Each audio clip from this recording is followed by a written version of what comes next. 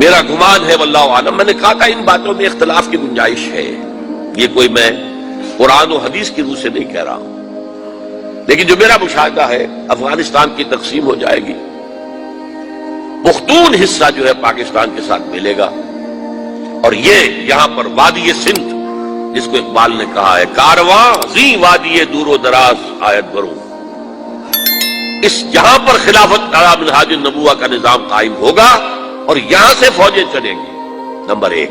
Number دو، عرب کے ریگزار میں 15ویں صدی کے مجدد کا ظہور ہو جائے گا۔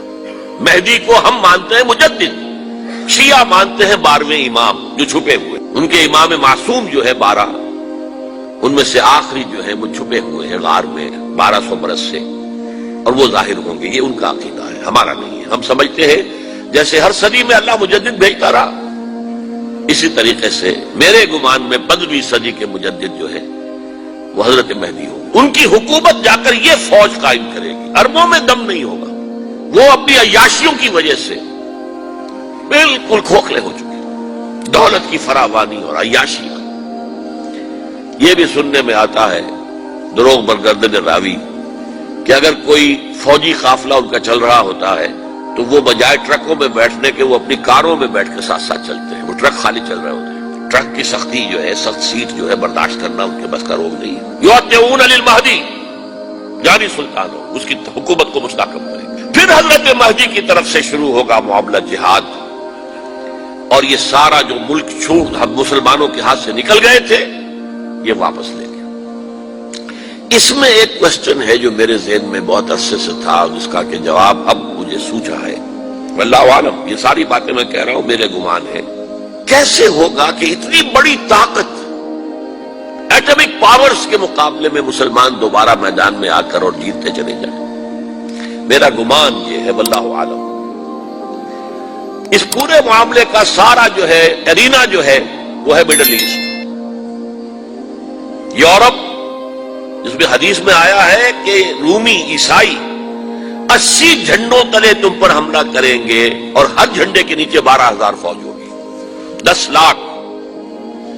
اور مجھے حال ہی میں معلوم ہوا ہے کہ آج کل جو ایک ڈویژن ہوتا ہے وہ 12,000 کا ہوتا ہے، تو 80 ڈویژنز آرمی آئے گی۔ لیکن معلوم ایسا ہوتا ہے کہ روس، چائنا، جاپان اور میرے خیال میں انڈیا بھی یہ نیوٹرل رہیں گے، نمٹ لو آپس میں۔ تم ابراہیمی قوموں کا جھگڑا ہے نا کہ فلسطین کس کا ہے، مسلمان کہتے ہیں ہمارا ہے، یہودی کہتے ہیں ہمارا، عیسائی کہتے ہیں ہمارا ہے، تو نمٹ لو، سیٹل یور سکورز۔ لیکن کوئی ویپنز آف ماس ڈسٹرکشن استعمال نہ ہو، اگر وہ ہوئے تو پھر ہم میدان میں آ جائیں گے۔ میرا گمان یہ ہے کہ ویپنز آف ماس ڈسٹرکشن استعمال نہیں کر سکیں گی مغربی طاقت، اور پھر جنگ کے اندر مسلمانوں کے ساتھ جیتنا ان کے لیے ممکن نہیں ہے۔ جن کو موت عزیز ہے، منحصر مرنے پہ ہو جس کی امید، نا امیدی اس کی دیکھا چاہیے، اور وہ مرنے کو تیار نہیں ہے۔ وہ تو 40,000 فٹ کی بلندی سے نیزی کٹر پھینک سکتے ہیں، نیچے نہیں آئیں گے۔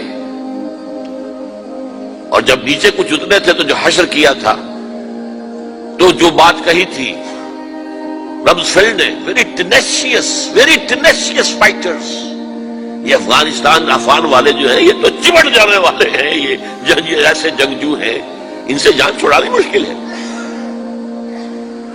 جن کے لیے موت سب سے بڑی کامیابی ہے۔ شہادت مطلوب و مقصود مومن نہ مال غنیمت میں کشور کشائی، مسلمانوں کا مقابلہ کر سکیں، یہ ہے میرا گمان، واللہ اعلم۔ بہرحال پہلا مرحلہ کسی اجمی ملک میں جو میرے نزدیک پاکستان اور افغانستان پہ مشتمل ہوگا، خلافت کا نظام پہلے آئے گا، پھر یہاں سے فوجیں چلیں گی، حضرت مہدی کی حکومت قائم ہوگی، پھر وہ حضرت مہدی جو ہے وہ جہاد کریں گے، قتال کریں گے، اور اس قتال کے آخری مرحلے پر حضرت عیسیٰ علیہ السلام بھی نازل ہو جائیں گے، اور غالباً ان کے ذریعے سے پھر جتنا الیکٹرانک ان کا حساب کتاب ہے وہ ختم ہو جائے گا۔ حضور نے فرمایا ان کی آنکھوں میں ایسی تاثیر ہوگی جہاں تک نگاہ جائے گی یہودی پگھل جائے گے۔ کوئی بہت بڑا لیزر ہوگا، اور ظاہر بات ہے کہ ان کے یہ ہتھیار جو ہیں ان کا مقابلہ تو مسلمان نہیں کر سکتے، اور نہ ابھی آپ کو 100 برس بھی یہ سوچ سکتے ہیں کہ کوئی مسلمان ملک اتنی ترقی کر سکتا ہے کہ ان کے مقابلے میں پہنچ جائے ہتھیاروں کے معاملے میں۔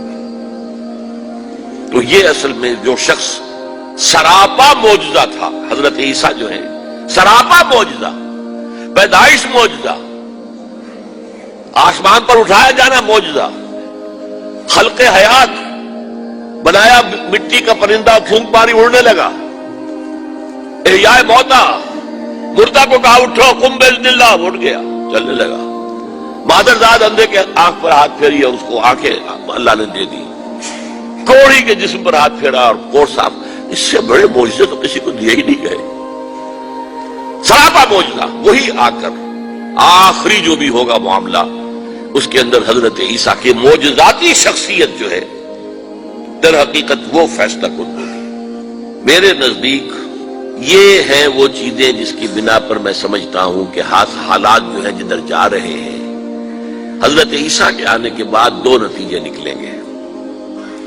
عیسائیوں کا مذہب ختم ہو جائے گا۔ حدیث میں آیا ہے کہ عیسیٰ آئیں گے، یکسر الصلیب و یقتل الخنزیر، صلیب کو توڑ دیں گے۔ کیا مطلب؟ کہاں تم صلیب اٹھائے پھر رہے ہو؟ میں صلیب دیا ہی نہیں گیا، یہ سب تمہارا ایک من گھڑت قصہ ہے، مجھے تو اللہ نے پہلے اٹھا لیا تھا۔ وما قتلوہ وما صلبوہ، صلیب ہی پر کھڑی ہوئی ہے عیسائیت ساری کی ساری، اور خنزیر کو قتل کر دی۔ خنزیر تم نے کیسے حلال کر لیا اپنے لیے؟ کبھی اسلامی شریعت کے اندر موسیٰ کی شریعت میں حرام تھا، وہی موسیٰ کی شریعت میں تمہیں دے کر گیا تھا۔ Don't think I have come to destroy law, یہ لا تم پر نافذ رہے گا۔ گویا کہ عیسائی مذہب ختم ہو کر اسلام میں منتخب ہو جائے گا، یہودی ایک ایک ختم کر دیا جائے گا۔ یہودی کیوں اس انجام کے مستحق ہیں؟ اللہ کا پرانا قاعدہ چلا آ رہا ہے، جس قوم کی طرف کسی رسول کو بھیجا، اگر قوم نے بحیثیت مجموعی رسول کا انکار کیا وہ ہلاک کر دی گئی۔ قوم نوح ہلاک ہوئی یا نہیں؟ قوم ہود، عاد ہلاک ہوئی یا نہیں؟ قوم سمود جن کی طرف حضرت صالح بھیجے گئے، قوم شعیب، عمورہ اور صدوم کی بستیاں، آل فرعون، یہودیوں کی طرف حضرت عیسیٰ کو رسول بنا کر بھیجا گیا تھا، انہوں نے رد کر دیا، محمد رسول اللہ کو رد کر دیا صلی اللہ علیہ وسلم۔ یہ اس سزا کے مستحق ہو چکے ہیں، لیکن وہ سزا ان کا رسول ہی ان کو آ کر دے گا، اسی لیے انہیں اٹھا لیا گیا۔ ایک پوز آ گیا ہے، مستحق تو ہو گئے تھے اسی وقت حضرت عیسیٰ کے زمانے میں کہ ہلاک کر دیے جائے، لیکن حضرت عیسیٰ کے زمانے میں حضرت عیسیٰ کو اٹھا لیا اور ان کا معاملہ جو ہے وہ ملتوی کر دیا۔ جیسے کسی کو پھانسی کی سزا تو ہو جائے لیکن ابھی ایگزیکیوشن نہیں ہوئی ہے، ایگزیکیوشن جو ہے وہ ڈیفر ہو گئی۔ یہودی ختم، عیسائیت ختم، اور عیسائی سب مسلمانوں کے ساتھ شامل ہو کر ایک ملت واحدہ بن جائے گی۔